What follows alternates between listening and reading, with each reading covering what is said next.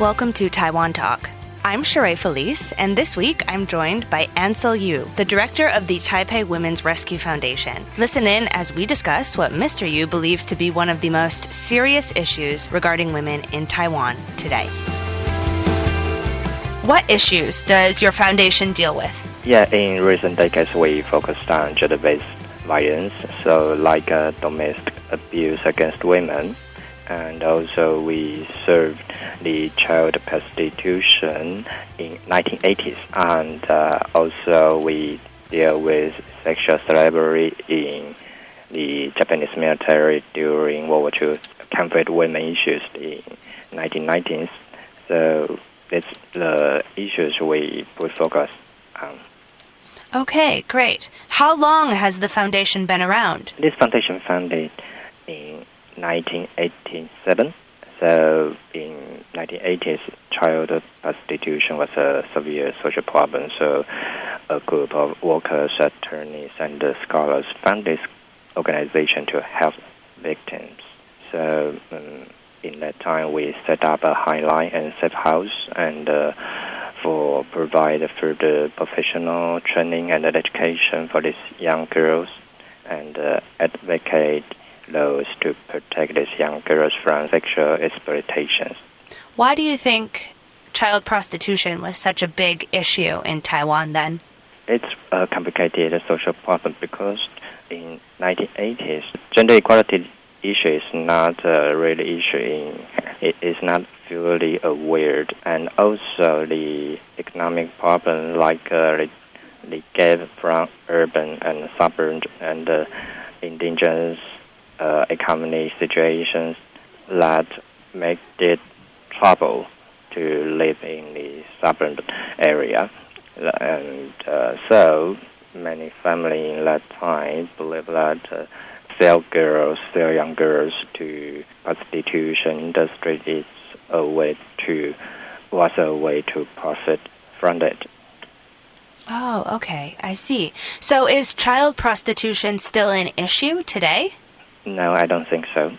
Okay. Was it ever an issue for male children? Were male children ever child prostitutes? Yes. But in our record, that female children are the most victims. So, what is the most pressing issue that your foundation deals with in Taiwan today?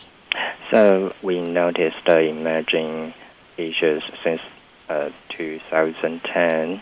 So it's revenge porn. Actually, revenge porn is not accurate enough because in many cases, perpetrators' motivation are not really to revenge and may not know who is in these sexually explicit images. They just put this image, post this image online and share with friends.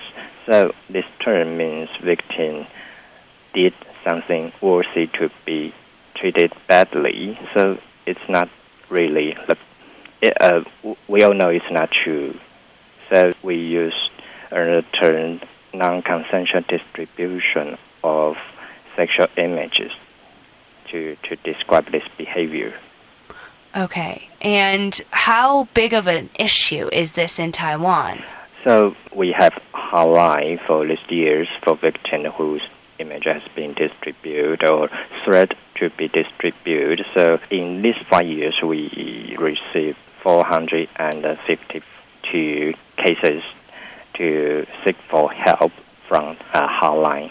In these cases, 92% are women, and almost more than half are under 25. Wow.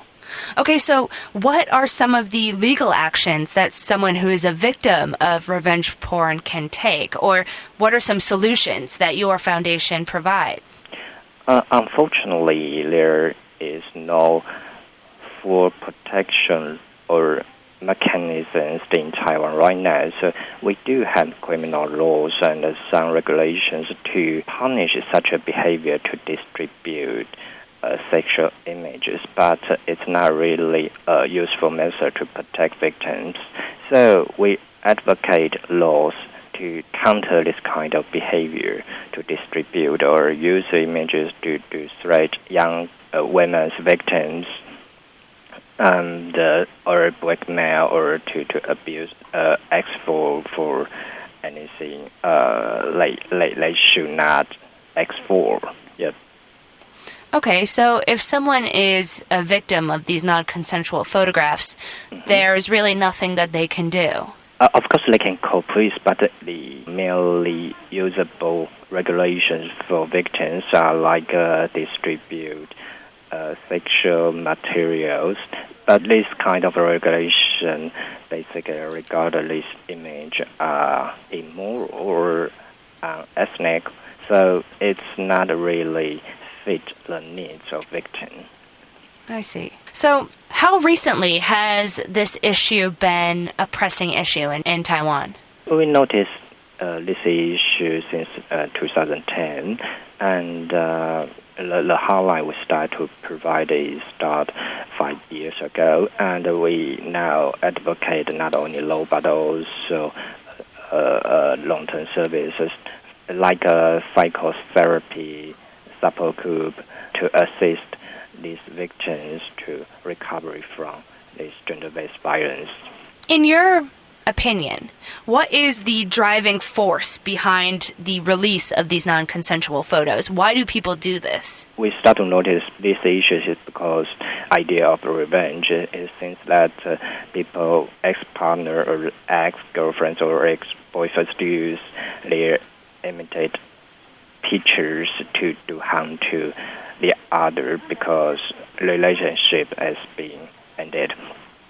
But also we found a very big portion that people who distribute this image are not really know each other. There are no concrete relationship issues in such a behavior.